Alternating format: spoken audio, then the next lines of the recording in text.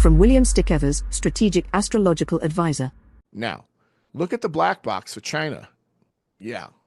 Is China in crisis? You bet. Why is this significant? Because China is the biggest exporting nation in the world. It's the biggest importer nation of the world. It imports most of its food, 80% of its fuel, right? So 50% of its food is imported to China. They're the biggest commodities importer, and that includes oil, 80%. Without oil being imported, China shuts down, right? And they're the largest trader. So every country trades with the United States.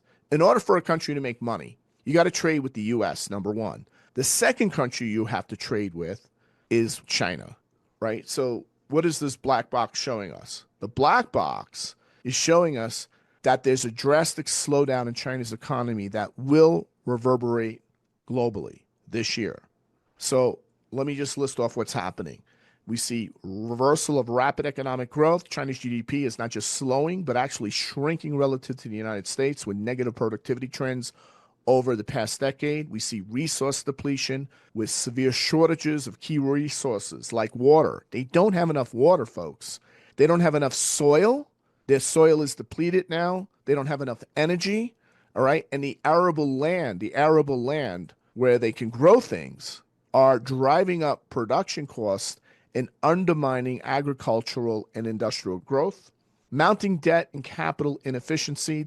To produce each unit of GDP in China is now rising, meaning it's costing more and more money to get the same level of GDP, leading to unsustainable levels of debt and inefficiencies in capital allocation, along with demographic collapse. So the legacy of the one-child policy is resulting in a dramatic aging population with a rapidly shrinking workforce supporting an expanding elderly population.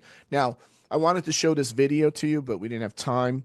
But I suggest all of you go to YouTube later today and say, does China have a 1.4 billion population? Because you have so many YouTubes out there where you have Chinese people and they all live in different parts of the country say, if China has 1.4 billion people, why am I in the middle of Shanghai here on a Saturday and nobody's in the mall, right? Nobody. Like you go to all different parts, trains that are empty. You see like no one out in the street. The highways used to be packed. There's just a few cars driving, right? And then they said, well, everyone went out to the village. One YouTuber went actually out to the neighborhoods and to the surrounding villages, 50, 100 miles out. He did it over a 2-day period, and he went to these villages and they were all empty. So it's possible that they lost up to 500 million people during COVID because the population right now, with everybody has a listed national ID card, is only 725 million now. Only 725 million people have a national ID that's active. So we have a demographic collapse. Besides the fact that like there's not enough people having babies, the COVID crisis destroyed a good chunk of their population.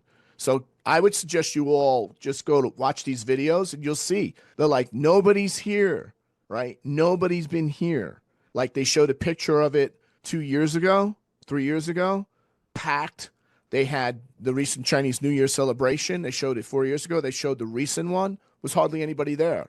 The other things happening, domestic repression and centralization, increasing political repression, censorship, and focus on consolidating power under a central leader are stifling innovation and economic adaptability. China is no longer a communist nation. It is a totalitarian regime under a central leader. Loss of historical tailwinds. Factors that once propelled China's rise, geopolitical security, market reforms, demographic dividends, and abundant natural resources are now turning into liabilities. And we're seeing massive international pushback, a rise in trade and investment barriers brought from other nations, led by the United States, a retreat from foreign lending, are all diminishing China's global economic influence, and the fact that China is doing an aggressive military buildup, right, a massive expansion of military capabilities and assertive actions in disputed regions are not only straining resources, but also increasing geopolitical tensions that could further disrupt economic growth. So What we're seeing here is the fact that China is going into a militarized overdrive. We're seeing nationalistic ideology rising. There's a surge in hyper-nationalism, historical revisionism, a state-driven narrative glorifying strength and national rejuvenation, where China is becoming more militarily aggressive, especially against Taiwan, threatens the United States on a continual basis that we will defeat you. We are ready for war. We will acquire Taiwan. We will defeat the American Navy, right? They say this straight out. They plan to reacquire the entire South China Sea and along the Indian border. They're being more aggressive with India, indicating a desire to secure gains before further decline occurs internally.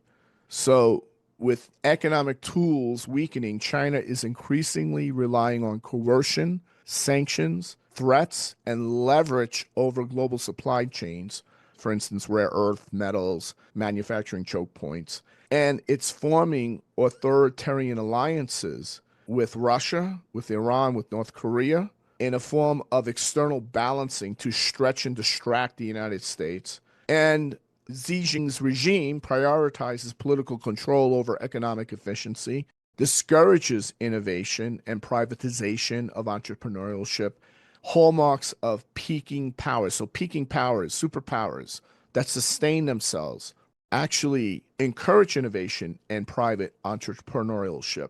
And so we're seeing rigidity set in. And then China's assertiveness is triggering widespread geopolitical backlash, reducing access to Western markets and technology, and fueling a feedback loop of isolation. So, like past peaking powers, China is now a peaking power like Imperial Germany was just before the outbreak of World War I, like the Empire of Japan under Hirohito was just before the outbreak of World War II, and just like Russia was, right, just before the collapse of the Soviet Union, China risked lashing out externally to preserve influence as its internal momentum fades. So when we look at the black box here, it's very clear when we look at the data, we look at the black box, we look at the portents in the chart, that the biggest potential black swan event would be the complete collapse, economic collapse, and political collapse, and demographic collapse of China. And that would take out, like, so if the United States is 29% of the world economy, I think China is 16 to 18% of the world economy. So this may be the other reason we're seeing so much uncertainty in the world. For nearly 4 decades, William Stickevers has empowered business leaders, independent thinkers, and visionaries to navigate global shifts and critical turning points with clarity and confidence.